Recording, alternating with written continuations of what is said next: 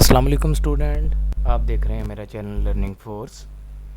आज हम डिस्कस करेंगे चैप्टर नंबर 2 के न्यूमेरिकल 2.1 से लेके 2.6 तक। न्यूमेरिकल नंबर 2.1 इसकी स्टेटमेंट है the magnitude of cross and scalar product of two vectors are 4 square root 3 and 4 respectively. Find the angle between the vectors. Cross product का मैग्नीट्यूड 4 स्क्वायर रूट 3 गिवन है और scalar product का magnitude 3 given है। तो इसका data हम लिखेंगे a cross b is equal to 4 square root of 3 and a dot b is equal to 4। Find हमने करना है एंगल बिटवीन टू वेक्टर्स। अगर मैं इन दोनों इक्वेशंस को इक्वेशन 1 और 2 का नाम दे दूं और a क्रॉस b को मैं a b साइन थीटा भी लिख सकता हूँ और a डॉट b को a b कॉस थीटा लिख सकता हूँ। अगर मैं इक्वेशन 1 को इक्वेशन 2 के साथ डिवाइड करूँ तो a b sine theta divided by a b cos theta is equal to 4 square root 3 divided by 4। a b के साथ कैंसिल आउट हो जाएगा, 4 जो है ये 4 के साथ कट जाएगा। तो ये हमारे पास एक ट्रिग्नोमेट्रिक आइडेंटिटी है sine theta by cos theta is equal to tan theta. तो मेरे पास वैल्यू आ जाएगी tan theta is equal to square root 3। Theta हमने फाइंड करना था, theta is equal to tan inverse square root 3 which is equal to 60 degree. तो इस तरीके से हम दो वेक्टर्स के दरमियान एंगल कैलकुलेट कर सकते हैं। नेक्स्ट हमारे पास न्यूमेरिकल है 2.2। A helicopter is ascending vertically at the rate of 19.6 metre per second. एक हेलीकॉप्टर है जो 19.6 मीटर पर सेकेंड वेलोसिटी के साथ बिल्कुल सीधा ऊपर की तरफ मूव कर रहा है। इस तरह हमारे पास ये इसकी डायरेक्शन नॉमिनेटेड है। कहता है when it is at the height of 156.8 metre above the ground, जब ये 156.8 मीटर ग्राउंड से ऊपर होगा, अ स्टोन इज ड्रॉप्ड, एक स्टोन जो है वो हम यहाँ से ड्रॉप करेंगे। How long does the stone take to reach the ground, stone को ग्राउंड तक पहुँचते वक्त कितना टाइम लगेगा। अब इसके अंदर थोड़ी सी कॉन्सेप्चुअल चीज़ें हैं। डाटा तो हमारे पास गिवन है, इनिशियल वेलोसिटी हमारे पास गिवन है, डिस्टेंस हमारे पास गिवन है, टाइम हमने कैलकुलेट करना है। सबसे पहले वेलोसिटी क्योंकि हेलीकॉप्टर की गिवन है, this is consider as initial velocity, इसको हम इनिशियल वेलोसिटी कंसीडर करेंगे और 156.8 मीटर हाइट से हम इस स्टोन को फॉल करवाएंगे। अब यहाँ से इस चीज़ का ध्यान रखना है, ये हमारे पास डायरेक्शन थी इनिशियल वेलोसिटी की और जो स्टोन ने डिस्टेंस कवर करना है वो बिल्कुल इससे ऑपोजिट डायरेक्शन में कवर करना है, जिसकी वजह से हम इस स्टोन के डिस्टेंस को कंसीडर करेंगे नेगेटिव। इसी तरह जो मेरे पास इस स्टोन की एक्सेलरेशन होगी वो एक्सेलरेशन ड्यू टू ग्रेविटी होगी, उसकी वैल्यू भी हम नेगेटिव कंसीडर करेंगे क्योंकि यहाँ पे इस केस में जो इसकी ग्रेविटी होगी उसकी डायरेक्शन इनिशियल वेलोसिटी के ऑपोजिट होगी। जो हमारे पास इनिशियल वेलोसिटी है उसकी डायरेक्शन अपवर्ड, जो डिस्टेंस है उसकी डायरेक्शन डाउनवर्ड और जो मेरे पास ग्रेविटी है उसकी डायरेक्शन भी डाउनवर्ड। तो इसका डाटा हम कुछ इस तरीके से लिखेंगे, इनिशियल वेलोसिटी तो मेरे पास आएगी पॉजिटिव, इसके बाद जो स्टोन डिस्टेंस कवर करेगा उसको हम कंसिडर करेंगे नेगेटिव क्योंकि ये इनिशियल वेलोसिटी की ऑपोजिट डायरेक्शन में है। इसी तरह जो मेरे पास ग्रेविटी है, एक्सेलरेशन ड्यू टू ग्रेविटी, इसकी वैल्यू भी हम नेगेटिव कंसिडर करेंगे क्योंकि इसकी डायरेक्शन भी इनिशियल वेलोसिटी के ऑपोजिट है। तो अगर वेलोसिटी ऑपोजिट होगी क्योंकि ये दोनों वेक्टर्स क्वांटिटीज़ हैं तो फिर हम इनके साथ नेगेटिव साइन एसोसिएट करेंगे। फाइंड हमने करना है टाइम कि इस स्टोन को ज़मीन पर पहुंचते वक्त कितना टाइम लगेगा। According to second equation of motion s is equal to V I T plus 1/2 GT square, इस इक्वेशन में वैल्यू पुट करें। डिस्टेंस हमारे पास -156.8, इनिशियल वेलोसिटी 19.6, t हमने कैलकुलेट करना था प्लस 1/t, g की वैल्यू -9.8 और t स्क्वेयर मेरे पास एज इट इज़ आ गया।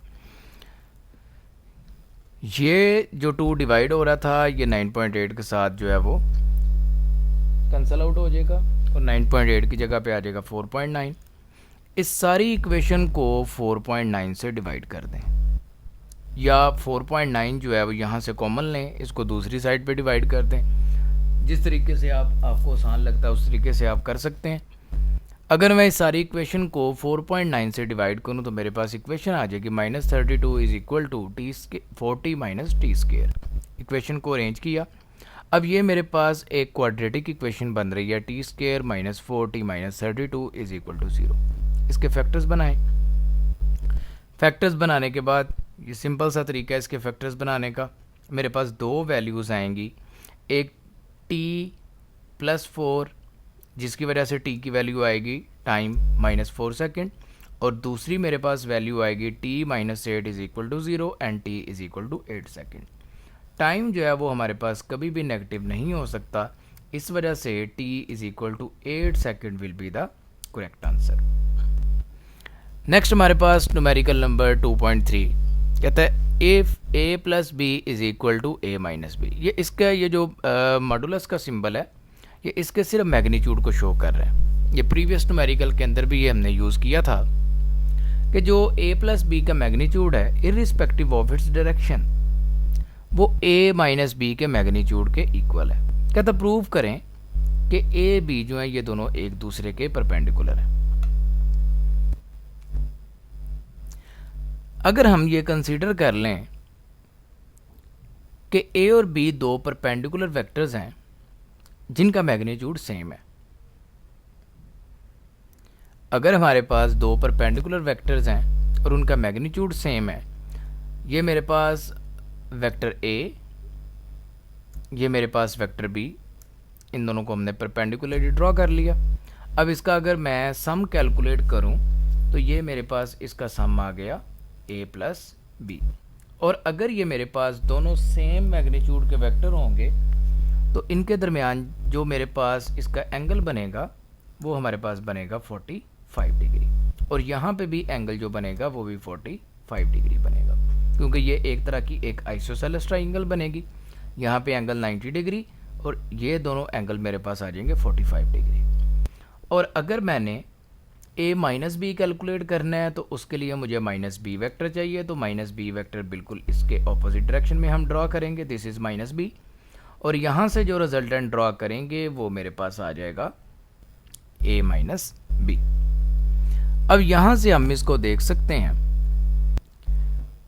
Magnitude, the magnitude of a and b represent the two equal side of two right angle triangle XOZ and YOZ। XOZ and YOZ ये मेरे पास दो right angle triangle बन रही हैं। हर triangle का एक एंगल 90 डिग्री है और बाकी दो एंगल 45 डिग्री हैं, और इस वजह से इन दोनों का मैग्नीट्यूड हमारे पास सेम होगा, और हम ये कह सकते हैं कि इनका जो सम है और डिफरेंस है उन दोनों का मैग्नीट्यूड इक्वल होगा, उन दोनों का मैग्नीट्यूड सेम होगा। डायरेक्शन आल्दो दोनों की डिफरेंट है, डायरेक्शन इन दोनों की अलग अलग है, लेकिन जो इनका मैग्नीट्यूड होगा a प्लस बी का मैग्नीट्यूड, जितनी लेंथ इस वेक्टर की है उतनी ही लेंथ इस वेक्टर की भी होगी। न्यूमेरिकल नंबर 2.4 बहुत इंटरेस्टिंग न्यूमेरिकल है, कॉन्सेप्चुअल भी है, इसको कई तरीकों से सॉल्व किया जा सकता है, लेकिन हमारी अप्रोच वो होगी कि हम एक आसान तरीके से और जो हमने प्रीवियस लेक्चर के अंदर जो चीज़ें सीखी हैं मोमेंटम के हवाले से हम उनको यूज़ करते हुए इस न्यूमेरिकल को सॉल्व करें। स्टेटमेंट में कहता है a body of mass m is at rest explored into 3 pieces. एक ऑब्जेक्ट है जो रेस्ट में है, धमाका हुआ और वो 3 पीसेस के अंदर डिवाइड हो गया, एक्सप्लोर्ड इनटू 3 पीसेस, 3 पीसेस के अंदर फट गया। 2 of which of mass m/4, 2 का मास m/4 है। अब ये डाटा जो है वो आपने देखते जाना है, हम कंक्लूड किस तरह कर रहे हैं। Each are thrown off in perpendicular direction with the velocity 3 metre per second and 4 metre per second respectively. अब यहाँ पे मैंने मैस m ड्रॉ नहीं किया, मैस m हमारे पास कहीं पे भी प्लेस हो सकता है। हम कंसीडर कर लेते हैं कि दिस इज मैस m जो सेंटर के ऊपर प्लेस है। अब इसके दो पीसेस m1 और m2 ये दोनों परपेंडिकुलर डायरेक्शन के अंदर मूव कर रहे हैं, एक अलोंग द x एक्सिस और एक अलोंग द y एक्सिस। ये दोनों जो हैं ये परपेंडिकुलर डायरेक्शन के अंदर मूव कर रहे हैं। इनिशियली जो है वो एट रेस्ट पे था मैस m, आफ्टर एक्सप्लोजन इसके दो मैस जो हैं m1 भी m/4 के इक्वल है, m2 भी कैपिटल m/4 के इक्वल है, दोनों की वेलोसिटीज भी गिवन है। कहता find the velocity of third piece with which it will be flown away. Third piece की वेलोसिटी कैलकुलेट करेंगे, किस वेलोसिटी के साथ वो फ्लाई करेगा। अब सबसे पहले मैस m1 जो था हम कंसीडर करेंगे, डेट इज m/4। यहाँ पे जो उसने गिवन दिया हुआ है दो मैसेज का मैस m/4 है, m1 को भी हम m/4 कंसीडर करेंगे और m2 को भी m/4 कंसीडर करेंगे। m3 को कैलकुलेट करने के लिए टोटल मैस में से इन दोनों का मैस माइनस करें, m minus m/4 minus m/4 is equal to m/2, यानी कि मैस m जो है वो मेरे पास, मैस m3 जो है वो मेरे पास m/2 है। अब इसकी वेलोसिटी जो है m1 की वेलोसिटी, जिस वेलोसिटी के साथ ये मूव कर रहा था उसको हमने नाम दिया v1 बार का, और ये वेलोसिटी आफ्टर एक्सप्लोजन है। इनिशियल वेलोसिटी वो v1 वो हमारे पास 0 है, वो हम कंसिडर कर सकते हैं क्योंकि यहाँ पे उसने क्या दिया कि mass m at rest. Mass m की वेलोसिटी 0 है, इनिशियल वेलोसिटी 0 है, जिसकी वजह से उसका टोटल इनिशियल मोमेंटम वो हमारे पास 0 होगा। इसी तरह जो मेरे पास मैस m2 है उसकी वेलोसिटी को मैंने नाम दिया v2 बार का, जिसकी वैल्यू 4 मीटर पर सेकेंड। ये इसकी direction along the y axis और m1 की direction along the x axis. Third mass की वेलोसिटी हमने फाइंड करनी है आफ्टर एक्सप्लोजन। अब इसको जो मेथड हमने पढ़ा था, अगर अब ये 2 डायमेंशन हमारे पास इसका मोशन है, हम इन दोनों का मोमेंटम बोथ एक्सिस के अंदर कैलकुलेट करेंगे, x एक्सिस के अलोंग भी y एक्सिस के अलोंग भी। अब सबसे पहले initial momentum along x axis, सबसे पहले मैं x एक्सिस के अलोंग मोमेंटम कैलकुलेट करूंगा। Initial momentum will be equal to final momentum. अब x एक्सिस के अलोंग मैं क्वांटिटी कौन कौन सी रखूंगा। पहली चीज़ मैस m3 जो है वो हमें नहीं पता कि किस डायरेक्शन में है, कहाँ पे मूव करेगा, हम उसको दोनों डायरेक्शन के अंदर अज्यूम करेंगे, ठीक है।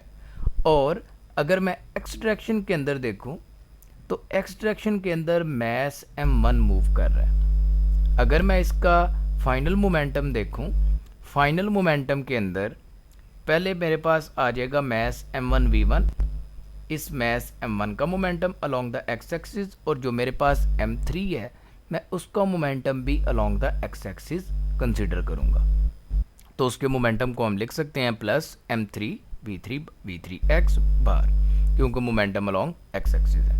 और m1 का मोमेंटम जो है वो सिर्फ अलोंग द x एक्सिस है, तो इधर x की नोटेशन हम यूज़ कर भी सकते हैं, अदरवाइज ये क्लियर है कि मैस m1 की जो डायरेक्शन है वो सिर्फ अलोंग द x एक्सिस है। अब इनकी वैल्यू पुट करें, मैस m1 m/4, v1 बार की वैल्यू 3, m3 की वैल्यू m/2 और v3x मेरे पास एज इट इज़ आ गया। अब इसको अगर मैं सॉल्व करूं तो m3/4 ये दूसरी साइड पे जाकर नेगेटिव हो जाएगा, यहाँ पे m जो है ये m के साथ कैंसिल आउट हो जाएगा, v3x is equal to -1.5 metre per second. यानी कि जो मेरे पास m3 है उसका एक कंपोनेंट तो मेरे पास नेगेटिव ऑफ x एक्सिस के अंदर आ रहा है, और उसका जो मैग्नीट्यूड है वो -1.5 मीटर पर सेकेंड है। इसी तरह मोमेंटम अलोंग y एक्सिस के अंदर मेरे पास एक तो m2 का मोशन है, एक तो इसका मोमेंटम आएगा अलोंग y एक्सिस, और दूसरा मैं m3 का भी मोमेंटम कंसीडर करूंगा। अब इसके लिए दोबारा सेम उसी तरह की इक्वेशन में अप्लाई करूंगा। Initial momentum 0, final momentum m2 v2 बार जो इस मैस का मोशन था, और इसके साथ m3 का momentum m3 v3 bye, m2 की वैल्यू m/4, v2 बार की value 4 metre per second, m3 की वैल्यू m/2 और v3 y बार एज इट इज़। इसको भी उसी तरह सॉल्व करें।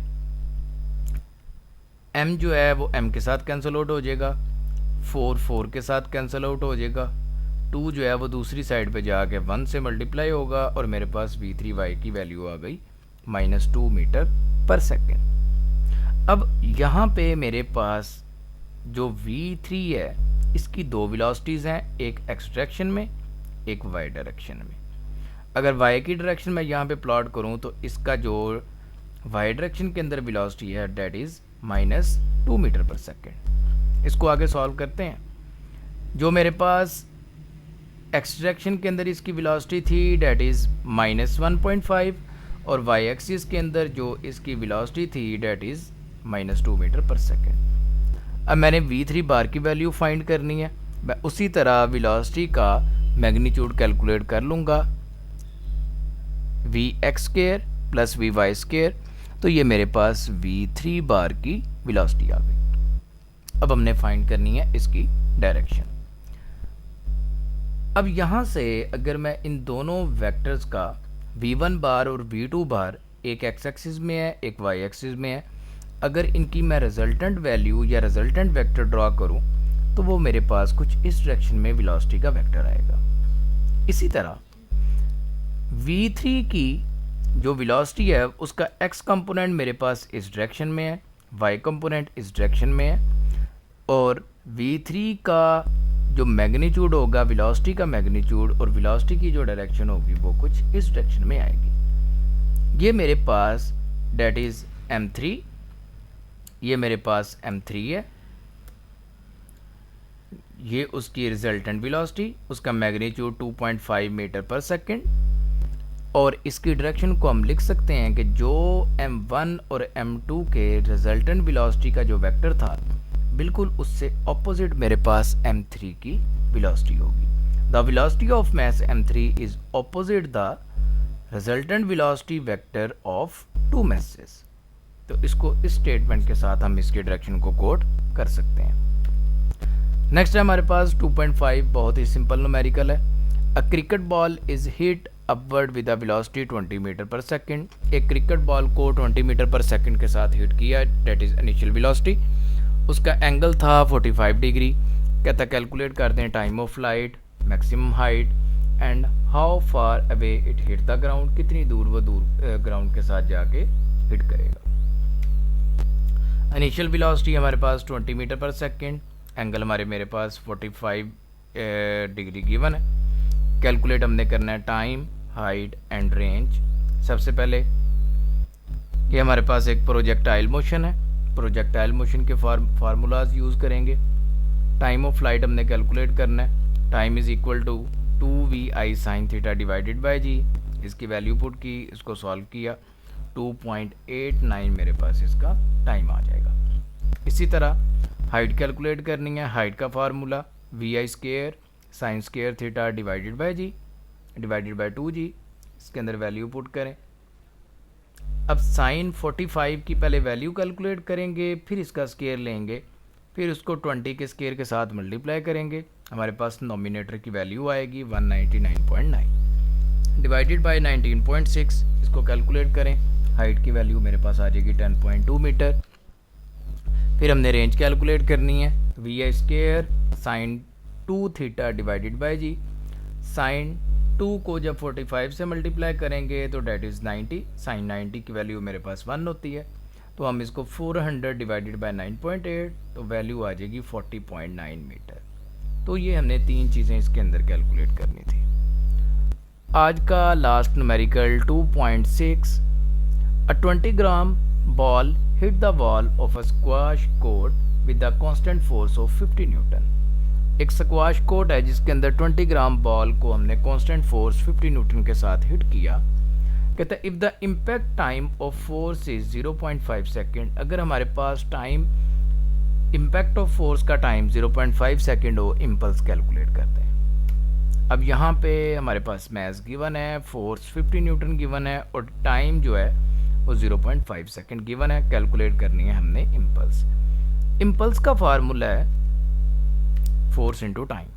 अब बहुत सारे स्टूडेंट यहाँ पे मैथ्स देख के कंफ्यूज हो जाते हैं और वो इम्पल्स को MVF माइनस MVI से सॉल्व करने की कोशिश करते हैं। तो ये मैथ्स जो है ये सिर्फ कंफ्यूज करने के लिए है, इसका ज़रूरी नहीं है कि जो वैल्यू आपके पास गिवन हो वो हम न्यूमेरिकल के अंदर लाजमी तौर पे उसको कैलकुलेशन में यूज़ करें, ये ज़रूरी नहीं है। अगर यहाँ पे आपके पास मैथ्स गिवन है तो हमारा इन दो क्वांटिटीज़ के साथ हम जो है वो इम्पल्स को कैलकुलेट कर सकते हैं।